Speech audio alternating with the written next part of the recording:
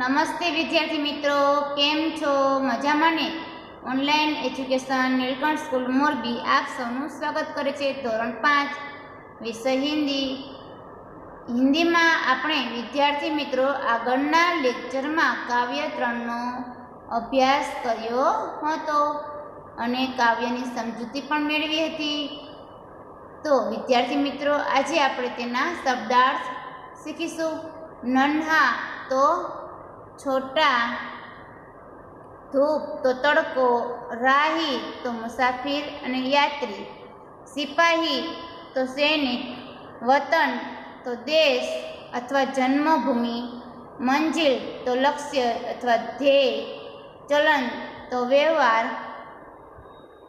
अथवा आचरण, दम तो सांस, बम तो विस्फोट पदार्थ का बना हुआ गोला, ने कदम એટલે પેર અને મુહાવરે છે આંખો કા તારા, બહુત પ્યારા.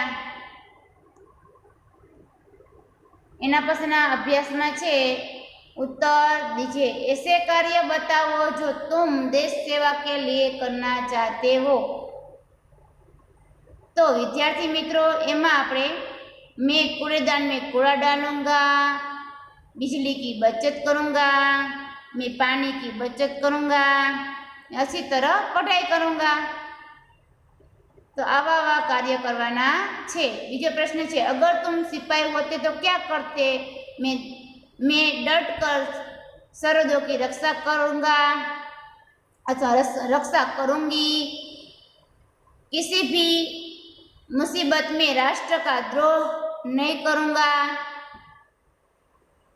आपत्ति के समय मेरे प्राण भी दे देता. शू कर दे तो कि डट कर सरहदों की रक्षा करूंगा, पसी किसी भी मुसीबत में राष्ट्र का द्रोह न करूंगा, आपत्ति के समय मेरे प्राण भी दे देता. तीजो प्रश्न है, एक सैनिक लड़ते लड़ते घायल हो गया तो वह क्या सोचता होता है?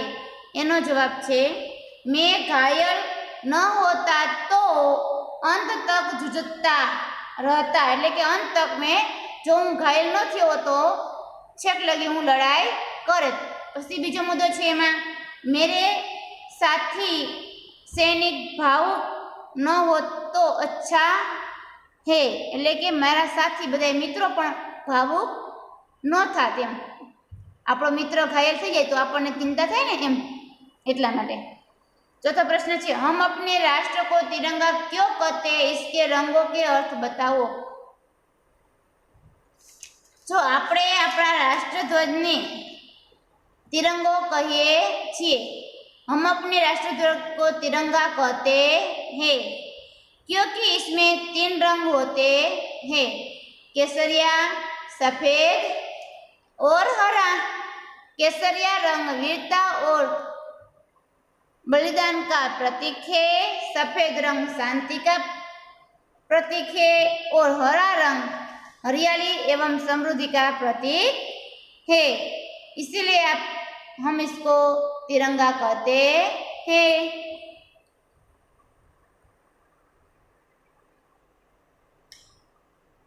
बीजो प्रश्न है, इस गीत में बच्चे द्वारा देश सेवा के लिए कुछ काम करने की भावना व्यक्त हुई है. गीत पढ़कर बताओ कि क्या होगा जब बच्चा धूप में पसीना बहाएगा.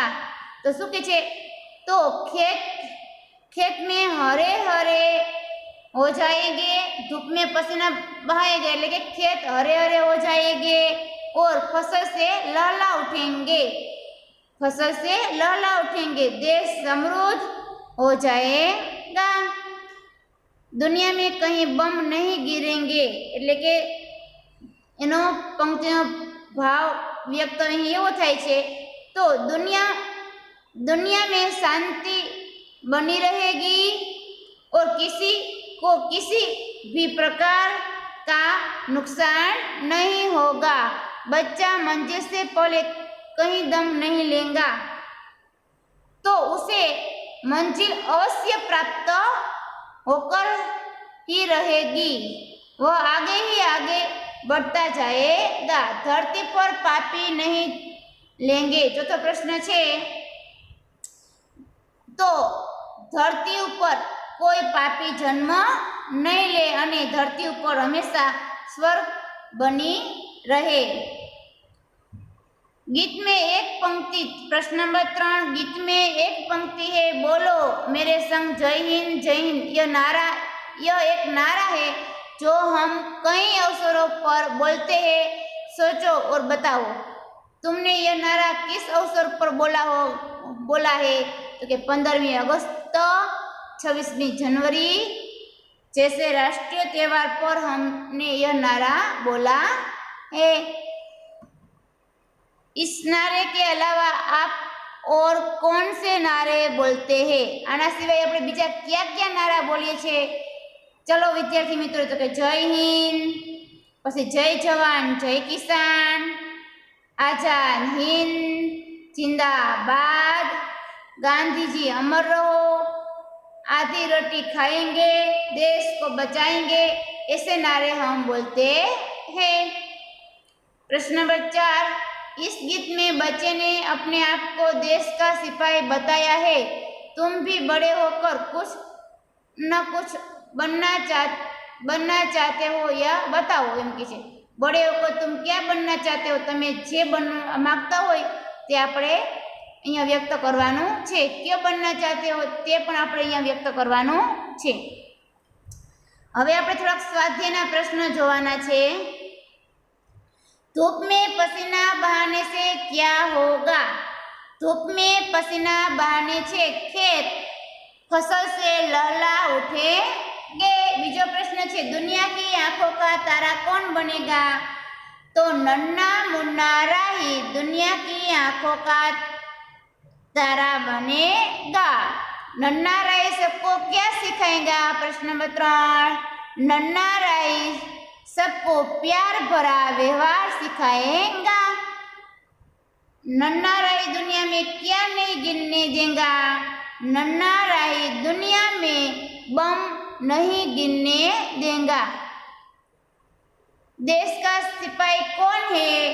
देश का सिपाही नन्हा बालक है।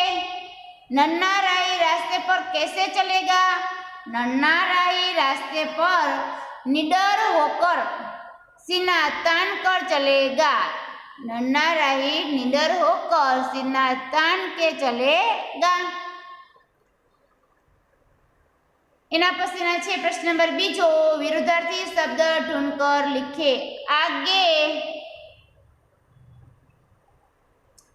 आगे तो पीछे, दाया तो बाया, धरती तो आकाश, ऊंचा तो नीचा, बड़ा तो छोटा, धूप तो छाव। एना पछीनो प्रश्न छे, पर्यायवाची शब्द सामने दीजिए। राही तो मुसाफिर, शुं थाय? राही तो मुसाफिर।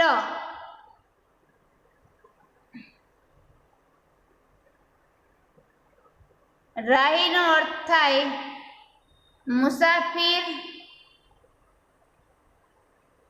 मुसाफिर अने पंथी। सिपाही एनो समार्थ थाय फौजी, सैनिक। धरती एनो समार्थी अर्थ थाय धरा, पृथ्वी। रास्तानो समार्थी अर्थ थाय राह, राह अने पंथ। मंजिलनो समार्थी अर्थ थाय लक्ष्य, ध्येय। तो आ छे एना समार्थी शब्दों। विद्यार्थी मित्रों, आगळ जोईशुं पाना नंबर 18 पर। प्रश्न नंबर 4, मातृभाषा में अनुवाद कीजिए। धरती पर पापी जन्म नहीं लेंगे એટલે કે પૃથ્વી ઉપર પાપી જન્મ લેશે નહીં. ધરતી પર પાપી જન્મ નહીં લે એટલે કે પૃથ્વી ઉપર પાપી જન્મ લેશે નહીં. બીજું છે બચ્ચે રાસ્તે પર બિના ડરે ચલ પાએંગે. એનો અનુવાદ થશે બાળકો રસ્તા ઉપર ડર્યા વગર ચાલી શકશે. બાળકો રસ્તા પર ડર્યા વગર ચાલી શકશે. ત્રીજો છે મેં દેશ કા સિપાહી હું. હું દેશનો સૈનિક છું. ચોથું વાક્ય છે દુનિયા में कहीं भी बम नहीं गिरेगा. એનો અર્થ થશે દુનિયામાં ક્યાંય પણ બોમ્બ પડશે નહીં.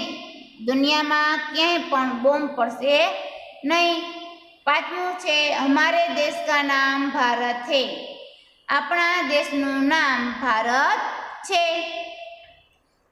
प्रश्न नंबर 5 निम्नलिखित भावार्थ से संबंधित पंक्तियां कविता में ढूंढकर लिखिए. पेलू छे नन्ना रही बिना डरे रास्ते पर चलेगा. रस्ते पे चलूंगा न डर डर के. एनो अर्थ शुं थाय? रस्ते पे चलूंगा न डर डर के. बीजू छे नन्ना रही मंजिल पाए बिना दम नहीं लेगा. एनो पंक्ति यानी भावार्थ वाली पंक्ति छे मंजिल से पहले न लूंगा कहीं दम. मंजिल से पहले न लूंगा कहीं दम. त्रीजू छे नन्ना रहे सबको सबका प्यार बनेगा. एनो पंक्ति छे दुनिया की आंखों का तारा बनेगा. दुनिया की आंखों का तारा बनेगा. चौथुं छे हमारा देश शांति प्रिय है. शांति की नगरी है मेरा यह वतन. शांति की नगरी है मेरा यह वतन. छठो प्रश्न है उचित शब्द चुनकर वाक्य पूर्ण कीजिए. लड़के खेल रहे हैं. एमा शू से लड़के खेल रहे हैं.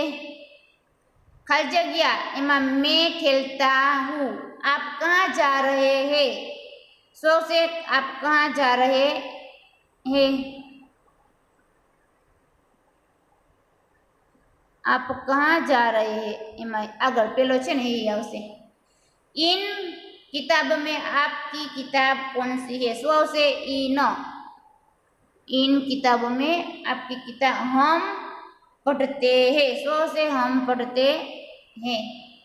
प्रश्न 7 छे कविता के आधार पर देश या सिपाही के बारे में 5-7 वाक्य लिखे. तमारे सिपाही विषे 5-7 वाक्य लखवाना छे. सिपाही कैसा होता? तो के सिपाही बड़ा निडर और साहसी होता है. देश की आज़ादी और देशवासियों की रक्षा करता है. देश की आज़ादी और देशवासियों की रक्षा करता है. उसके जीवन का लक्ष्य है. देश के लिए वह शहीद हो जाता है और कभी वह झिझकता नहीं है. भारत का जवान हमेशा आगे बढ़ता रहता है. वह किसी भी मुश्किलों का सामना करता है. वह उसकी यह कोशिश रहती है कि उसका तिरंगा झंडा हमेशा ऊंचा रहे और देश में हमेशा सुख शांति बनी रहे. ऐसा सिपाही का कर्तव्य है.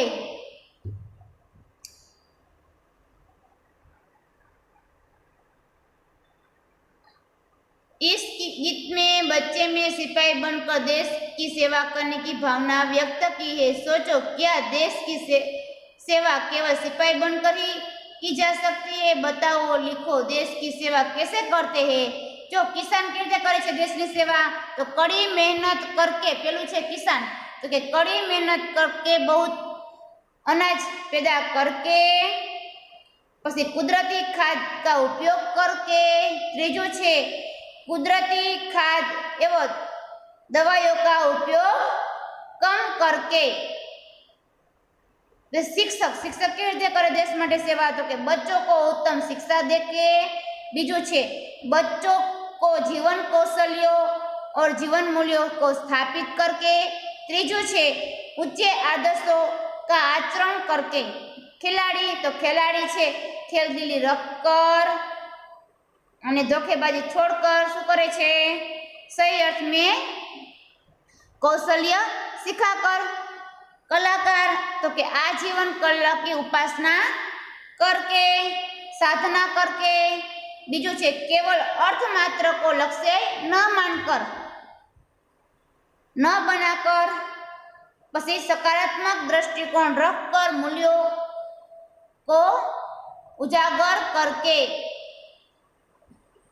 पांचमું છે आप તમે કેવી રીતે દેશની સેવા કરશો તે તમારે તમારી રીતે લખવાનું છે। अच्छी पढ़ाई करके, देशનું નામ રોશન करके, એ રીતે આપણે દેશનું હંમેશા ઝંડો ઊંચો રાખીએ છીએ। प्रश्न नंबर 9, शिक्षक द्वारा दाया एवं बाया किसे कहे यह जाने, एम के छे। दाया ने बाया के रीते जाने ई के छे, आपणे समजवानुं नथी। અહીં આપણું જે છે તે પાઠ કાવ્ય 3ના અભ્યાસ અને સ્વાધ્યાય પૂર્ણ થાય છે। હું તમને આની પીડીએફ મોકલીશ, તે તમારે સારા અક્ષરને વ્યવસ્થિત પીડીએફ સ્વપોથીમાં લખી નાખવાની છે।